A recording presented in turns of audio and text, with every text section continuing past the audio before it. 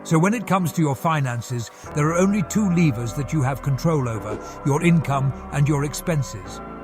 This looks pretty simple, right? Well, the facts say the opposite. As more than half of Americans earning over $100,000 a year are still living paycheck to paycheck as their expenses are just too high. It doesn't really matter if you're on a high or low salary.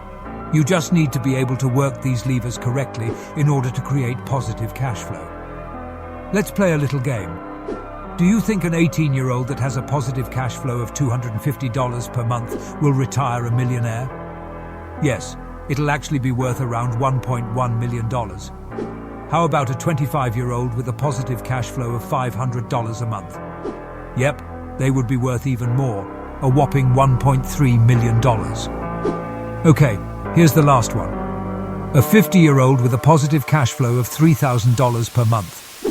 Actually, no, they'd get very close, but they'll only make it to about $950,000. This shows why it's so important to start thinking about this stuff while you're young. These calculations were based on 3 different factors.